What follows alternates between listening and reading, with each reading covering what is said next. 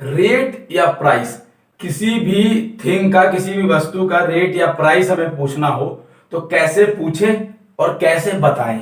देखो ये एक पैटर्न है, ऐसा नहीं कि बिल्कुल एग्जैक्टली यही वर्ड या यही सेंटेंस से आप पूछ सकते हैं। आप कोई और वर्ड्स और सेंटेंस का भी यूज कर सकते हैं, लेकिन ये एक पैटर्न है। अगर आप इन दो तीन में से कोई भी यूज कर सकते हैं, आपको जो सुटेबल लगे, और गलत नहीं है, बिल्कुल सही तरीका है पूछने का। ठीक, अब देखो टू आस्क, पूछने के लिए। देखो सबसे पहले अगर हमें पूछना हो किसी भी वस्तु की, किसी भी चीज की कीमत क्या है, तो देखो पहली बात समझो, कोई भी चीज का ना जो भाव होता है, जो कीमत होती है, वो दो तरह से हो सकती है। एक उसकी डायरेक्ट कॉस्ट होती है, मतलब वो 50 रुपए की होती है, 60 रुपए की होती है, 70 रुपए की होती है, 150 रुपए की, 500 रुपए की होती है। एक कॉस्ट वो होती है कि वो पर, मतलब प्रति किलो, प्रति लीटर या प्रति दर्जन, समझ रहे हो, पर डजन, इस हिसाब से बिकती है ना। दो चीज दो तरह से बिकती है ना, एक डायरेक्ट कॉस्ट होती है और एक पर कॉस्ट होती है। पर मतलब पर किलो या पर लीटर या कोई भी, या पर डजन, ऐसे होती है कॉस्ट। दो तरह की कॉस्ट होती है, तो दोनों तरह की कॉस्ट को बताते हैं, कैसे हम पूछते हैं, कैसे बताते हैं। देखो अब मान लो कोई डायरेक्ट कॉस्ट है जिसकी एक सीधी कीमत होती है, जैसे मैं बोलता हूं कि इस पुस्तक की क्या कीमत है, एक किताब है उसकी क्या कीमत है, मुझे ये पूछना है। तो उसके लिए क्या कह सकते हो आप, कह सकते हो how much is this book. देखो हाउ मच एक मेन वैसा क्वेश्चन वर्ड है, ये हाउ मच जो ऐसा है ना वर्ड, कि इस वर्ड से हम मैक्सिमम टाइम पे यही पूछते हैं, किसी भी चीज का रेट या प्राइस या क्वांटिटी भी पूछते हैं, मात्रा भी पूछते हैं इसी से। तो हाउ मच एक बहुत अच्छा वर्ड है इसके लिए। ठीक, बाकी और भी बहुत सारे वर्ड्स हैं, आप वर्ड से भी पूछ सकते हैं। देखो कैसे, how much is this book, how much is this book का मतलब यही है कि इस पुस्तक की कितनी कीमत है। अब एक बात समझना, यहां पर कहीं भी हमने कॉस्ट या प्राइस नहीं लिखा ना। कीमत का मतलब होता है कॉस्ट, या मूल्य का मतलब होता है प्राइस, लेकिन हमने कॉस्ट या प्राइस कहीं भी नहीं लिखा। लेकिन फिर भी इसमें हमेशा इसका मतलब यही है कि हम पूछ रहे हैं कि बुक की कितनी कॉस्ट है। क्यों? क्योंकि हाउ मच यूज कर दिया ना हमने, तो आप सीधा बोल सकते हैं how much is this book. अब देखो सिर्फ बुक ही नहीं, कुछ भी पूछ सकते हो आप। मान लो कोई आपका दोस्त जूते लाया है, नए जोड़ी जूते लाया, तो आप पूछ सकते हो हाउ मच इज दिस शू, मतलब यह जूता कितने का है, इस जूते की कीमत क्या है। आपका दोस्त कोई घड़ी लाया है, आप बोल सकते हो how much is this watch. कुछ भी हो सकता है यहां पर, लेकिन याद रहे वो कौन सी कॉस्ट होगी, डायरेक्ट कॉस्ट की बात कर रहे हैं हम, जिसकी एक डायरेक्ट कीमत होती है। देखो जूता तो ऐसा आता नहीं है कि एक जूते का 200 रुपए, तो दो जूते का 400 रुपए। जूता एक ही आता है पूरा जोड़े में, उसकी एक कीमत होती है। तो how much is this book, या फिर एक और तरीका क्या है, how much does this book cost, मतलब how much does this book cost, मतलब इस बुक की कीमत क्या है। इसका कहने का मतलब ये है, अगर इसकी डायरेक्ट या फिर सीधा मतलब निकाले तो ये कहना चाह रहा है कि इस बुक है, यह कितनी कीमत रखती है, इसकी कॉस्ट कितनी रखती है। इसका डायरेक्ट आंसर ये है, हिंदी में नहीं। लेकिन यही हमें पूछने का तरीका है कि इस पुस्तक की क्या कीमत है, उसके लिए ये भी यूज कर सकते हैं। बात समझ में आ रही है? ये भी वर्ड यूज कर सकते हैं, मतलब ये सेंटेंस भी, ये सेंटेंस भी, और ये भी पूछ सकते हैं आप व्हाट इज द प्राइस या कॉस्ट ऑफ दिस बुक। जैसे मान लो आपका कोई दोस्त कुछ लाया नया, मान लो लाया आपकी शर्ट लाया कोई आपके लिए, ठीक, आप पूछ सकते हो क्या कि what is the price of this shirt, या what is the cost of this shirt. देखो और भी तरीके हैं, और भी बहुत सारे तरीके हैं देखो, लेकिन आपको दो तीन तरीके पता होने चाहिए ताकि आप बोल पाए। देखो इंग्लिश ऐसा लैंग्वेज है इंग्लिश की, आप किसी भी तरीके से बोल सकते हैं और कई सारे सेंटेंस का एक ही मतलब निकलेगा। तो याद रहे, आपको जो आप बोलना है ना, वो मतलब निकालना जरूरी है। सेंटेंस या वर्ड्स का जो चॉइस है, जो चयन है, वो कुछ भी हो सकता है। तो व्हाट इज द प्राइस या what is the cost of this book, ऐसे भी आप पूछ सकते हैं। What price is this book, ऐसे भी पूछ सकते हैं। बहुत सारे तरीके हैं, तो आपके ये तीन मैंने लिखो है, आप कोई भी तरीके से पूछ सकते हैं। और किसी भी चीज का, बुक ही थोड़े, कोई भी वस्तु हो, कोई भी थिंग हो, आप इसी से पूछ सकते हैं। ऐसे ही एक होती है, मान लो चावल का भाव क्या है। देखो चावल की तो कीमत ऐसे है नहीं कि ये लो चावल, ये चावल 10 रुपए के है, या ये चावल 20 रुपए के है। चावल की तो पर किलो, प्रति किलो भाव होता है ना उसका, प्रति किलो कीमत होती है उसकी। तो इस टाइप की कॉस्ट कैसे पूछ सकते हैं? देखो एक तो वही नॉर्मल सीधा हाउ मच इज, ये जो हाउ मच है ना, ये हाउ मच तो बहुत सिंपल है। अगर आप हाउ मच लगा देते हैं किसी भी चीज के साथ, तो क्या होगा, उसकी कॉस्ट पूछी जाएगी। जैसे राइस की भी पूछनी है तो how much is this rice, banana की पूछनी है how much is this banana, केला क्या है। ऐसे आप कुछ भी बोल सकते हैं, how much is this watch, how much is this, कुछ भी बोल देंगे, उसकी कॉस्ट ही पूछना चाहेंगे हम, उसका मतलब। सामने वाला यही समझेगा कि हम उसकी कॉस्ट पूछ रहे हैं, समझ गए। लेकिन अब मान लो how much is this rice ना बोल के कुछ और बोलना हो, हमें ये पूछना हो, हमें यही बोलना हो इंग्लिश में कि प्रति किलो, 1 किलो का भाव क्या है, ये पूछना हो, तो आप क्या बोलेंगे, हाउ मच इज राइस पर kilo. How much is rice पर किलो, इसका मतलब प्रति किलो कितना मूल्य है। ठीक, बोलने को एक और क्या बोल सकते हैं, what is the cost of rice पर किलो, सिंपल है, what is the price of rice पर किलो, किसी भी तरीके से बोल सकते हैं। आपको बस कोई भी 1 या 2 सेंटेंस पता होने चाहिए हर सेंटेंस को इंग्लिश में बोलने के लिए। कुछ भी इंग्लिश में बोलना हो आपको तो आपको पता होना चाहिए मैं इसके लिए क्या यूज कर सकता हूं, और आपको वर्ड्स का तो पता होना ही चाहिए। अब आपको मान लो पता ही नहीं होगा कि हम दाल को इंग्लिश में क्या बोलते हैं, या आपको पता ही नहीं होगा कि हम पजामी को इंग्लिश में क्या बोलते हैं, तो क्या आप पूछ पाओगे। मान लो आपको पूछना है किसी से कि आप बताइए कि आप जो ये गाड़ी लाए हैं इसकी कॉस्ट क्या है, तो आपको गाड़ी की इंग्लिश तो पता होनी चाहिए ना। आप सीधा बोल सकते हो how much is this vehicle, मतलब ये व्हीकल कितने की है, गाड़ी कितने की है, तो आपको वो तो पता होना चाहिए। और ये आपका एक पैटर्न है, आप ऐसे पूछ सकते हैं किसी भी चीज का रेट या प्राइस। अब देखिए बताना हो तो मान लो आपसे कोई पूछे तो आप बताएंगे, या आप किसी से पूछेंगे तो वो भी बताएगा, तो उसके लिए क्या बोल सकते हो आप, मान लो आपने जो किताब खरीदी ना वो 50 रुपए की थी, जो आपने पुस्तक खरीदी वो 50 रुपए की थी, तो आप क्या बोल सकते हैं, आप सिंपल बोल सकते हैं तो इट इज 50 रुपीज, मतलब यह 50 रुपए की है, यह 50 रुपए की है, इट इज 50 रुपीज, सिंपल। या फिर हम ऐसे बोल सकते हैं कि इट कॉस्ट 50 रुपीज, मतलब यह 50 रुपए कीमत रखती है, इसकी कीमत कितनी है, 50 रुपए है। या डायरेक्ट बोलो it is 50 rupees, it cost 50 rupees, या the price of this book is 50 rupees, the cost of this book is 50 rupees, ऐसे भी बोल सकते हैं आप, किसी भी चीज की, बुक की नहीं किसी भी चीज की, समझ गए, तो ऐसे बोलेंगे आप। ऐसे ही आप मान लो चावल की बात करें तो चावल तो प्रति किलो ही बताएगा ना कोई भी रेट, आप दुकानदार से पूछोगे या फिर किसी से भी पूछोगे तो पर केजी में बताएगा किसी भी ऐसी चीज का कॉस्ट जो पर केजी में मिलती हो या पर लीटर में। देखो दूध भी तो हो सकता है, पर लीटर भी हो सकता है, आप ऐसे बोल सकते हैं कि हाउ मच इज मिल्क पर लीटर, दूध प्रति लीटर कितने रुपए का है, तो वही बात है, तो आंसर भी पर में आ सकता है। तो कैसे बोलेंगे, चावल 10 रुपए किलो है, मतलब it is 10 rupees a kilo, ठीक, it is 10 rupees a kilo. लेकिन एक बात समझना जरा, यहां पर आप चावल का भाव पूछने के लिए तो सीधा पूछ सकते हैं हाउ मच इज राइस, मतलब कहने का मतलब देखो आपने चावल का भाव पूछा ना तो आपने 1 किलो नहीं लगाया या पर किलो नहीं लगाया, मतलब 1 किलो का नहीं पूछा। लेकिन सीधी सी बात है चावल का भाव का मतलब क्या होता है कि 1 किलो ही होता है। लेकिन जब बताएंगे ना हम तो बताने के लिए नहीं लिख सकते हम इट इज 10 रुपीज। अगर कोई हमसे पूछे हाउ मच इज राइस, आप नहीं बोल सकते इट इज 10 रुपीज, क्यों, क्योंकि चावल का जो दाम होगा वो हमेशा 1 किलो में ही दिखाना पड़ेगा, तो आपको बोलना पड़ेगा it is 10 rupees a kilo, या फिर इट इज 10 रुपीज बाई पर किलो। ये बाई हटा दो तो भी कोई दिक्कत नहीं है, बाई लगा दो तो भी ठीक है। इट इज 10 रुपीज बाई पर किलो या it is 10 rupees per kilo. तो ये पर किलो और 1 किलो जरूर लगाना है हमें उसमें जिसमें 1 किलो या 1 लीटर के हिसाब से दिया जाता हो, बेचा जाता हो। कहने का मतलब अगर दूध पूछते हैं हम किसी से कि हाउ मच इज मिल्क या फिर हाउ मच इज मिल्क पर किलो, तो क्या बोलेगा कि it is 50 rupees a kilo या इट इज 50 रुपीज बाई पर किलो। तो वो 1 किलो पर किलो लगाना जरूरी है जब भी आप ऐसी क्वांटिटी का रेट पूछे जो कि प्रति किलो प्रति लीटर के हिसाब से बिकती हो।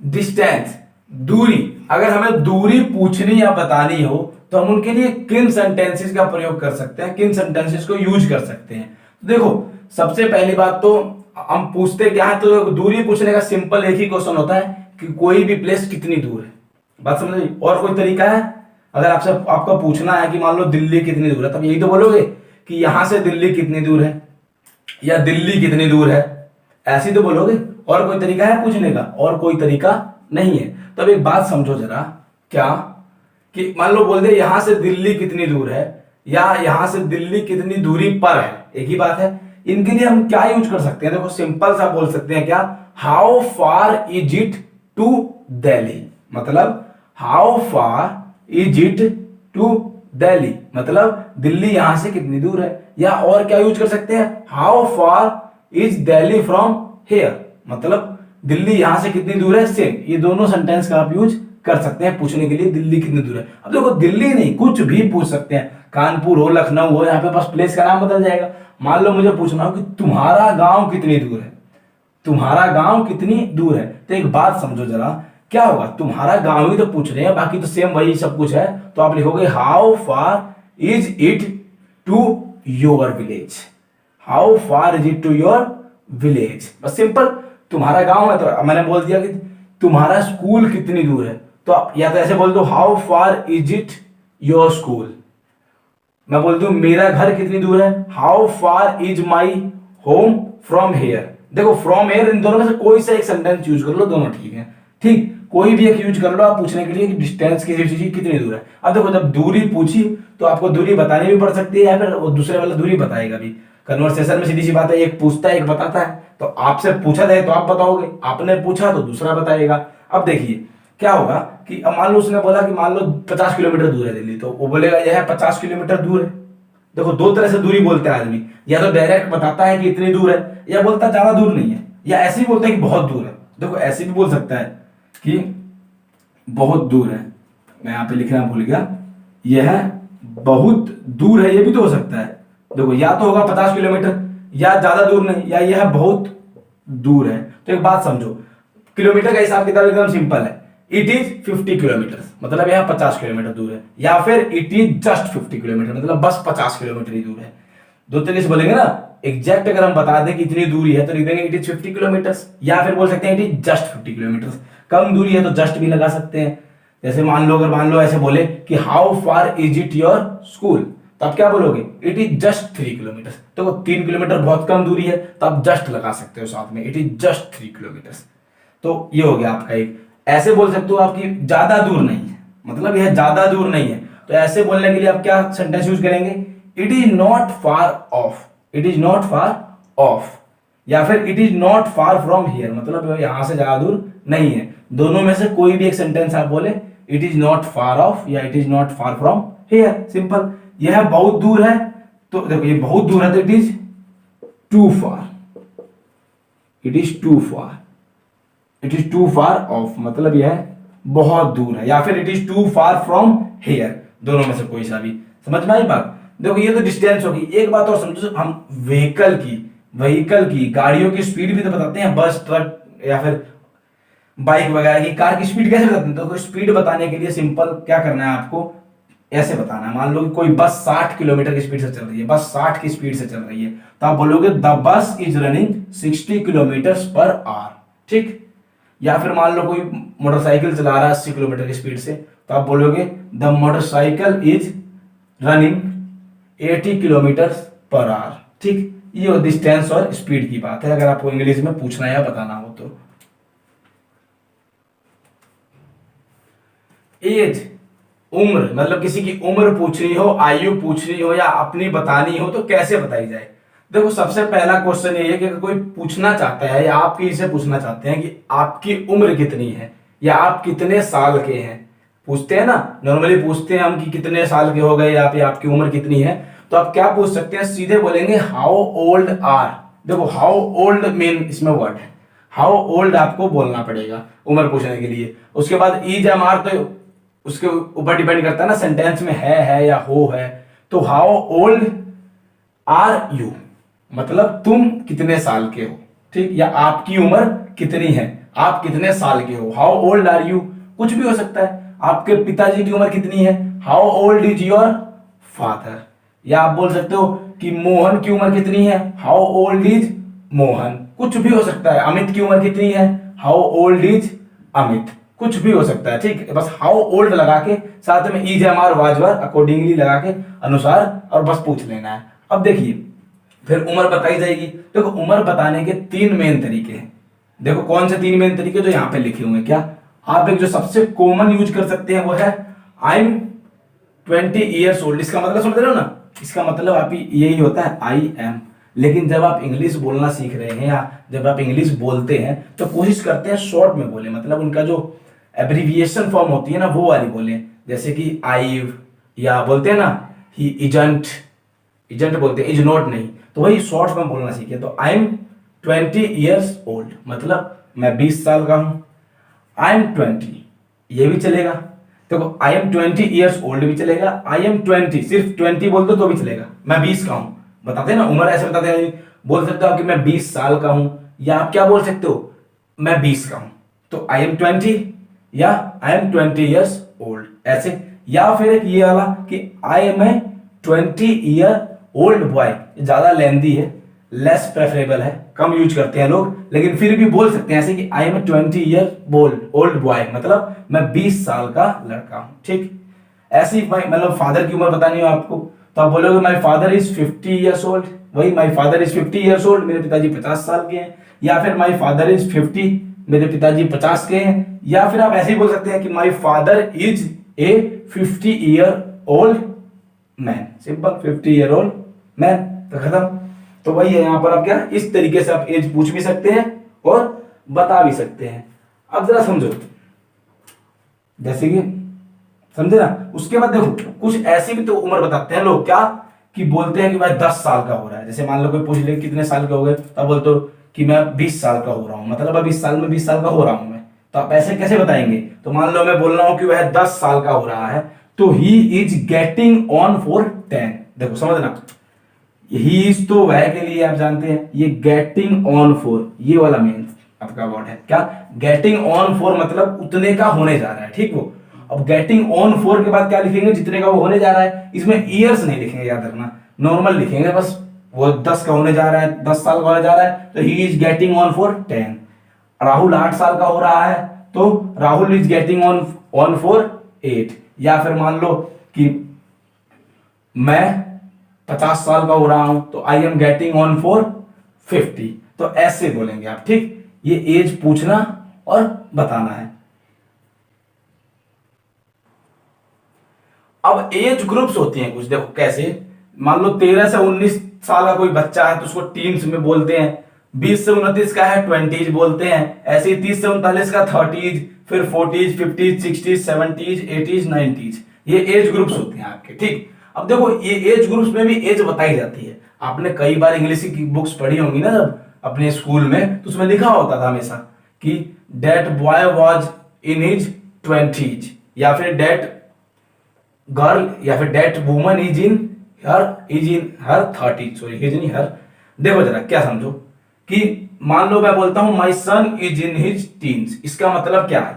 देखो आपको सिंपल सी बात है, टीन्स का मतलब मैंने बताया, इसका मतलब ये है कि वो 13 से 19 साल का होगा। या तो वो 13 का होगा, 14 का होगा, 15, 16, 17, 18 या 19 साल का होगा। तो इस एज ग्रुप के हिसाब से भी एज बताई जाती है बुक्स में। खासकर आप देखो ना, कई बार एक्चुअल एज मेंशन नहीं होती है किसी भी कैरेक्टर की, लिख देते हैं कि सी इज इन हर 30s। तो अब आप समझ जाओ 30s का मतलब ये है कि वो 30 से 39 के बीच की है, 30 से या 39 है उसके बीच की है, किसी की है, ठीक। ऐसी the old man is in his 80s, जो बुजुर्ग आदमी थे वो अपने 80s में थे। 80s में मतलब 80 से 89 साल के बीच की उम्र के थे, ठीक। याद रखिए, इसमें साथ में ये लगाना बहुत जरूरी है, इज हर, समझ गए, या देयर, ये जो आपके नाउन होते हैं ना पॉजेसिव एडजेक्टिव, ये लगाने बहुत जरूरी है, समझे। अब समझ, ये तो वही है कि एज ग्रुप के हिसाब से एज बताई जा सकती है। ऐसे बहुत कम लोग बताते हैं, अगर आपसे कोई एज पूछे तो आप ऐसे नहीं बताते, लेकिन फिर भी कई बार ना लिखी मिल जाती है। खासकर मैं बुक्स आप पढ़ोगे जब, या फिर कोई भी 10th की 12th की या उससे पहले कोई भी बुक्स पढ़ते हो, उसमें कैरेक्टर की एज ऐसे ही मेंशन करती है। कभी कभी तो मतलब एक्चुअल एज बताते हैं, लेकिन कभी कभी ऐसे ही बता देते हैं in his 30s, in his teens, समझ गए। मान लो नॉन लिविंग थिंग्स समझो जरा, इनकी भी तो एज होती है, मतलब चीजें भी तो कुछ पुरानी होती हैं। जैसे कोई चीज 10 साल पुरानी, कोई चीज 20 साल पुरानी, कोई चीज 50 साल पुरानी, तो इनकी एज कैसे बताते हैं? मान लो मैं कहता हूं यह कार 10 साल पुरानी है, तो आप ऐसे बोलेंगे this car is 10 years old, this car is 10 years old, या फिर this is a 10 year old car. बात समझ में आई? ऐसे बोलेंगे। सेम वही, वह घर 50 साल पुराना है, तो कैसे बोलेंगे आप? दैट हाउस, हाउस या home, that house is 50, that house is 50 years old. एक तो ये तरीका है, और दूसरा क्या है आपका, यही वाला, दूसरे वाला कि that is a 50 year old house. याद रखना, लेकिन जब आप इस तरीके से बोलेंगे तो हाउस बाद में आएगा, ये ध्यान देना। That house is 50 years old या that is a 50 years old house. दो तरीके से कैसे भी, किसी भी निर्जीव वस्तु की, टीवी की बोलते हैं, टीवी मान लो 8 साल पुराना है तो this TV is 8 years old. किसी भी निर्जीव वस्तु की भी एज ऐसी बताई जाती है।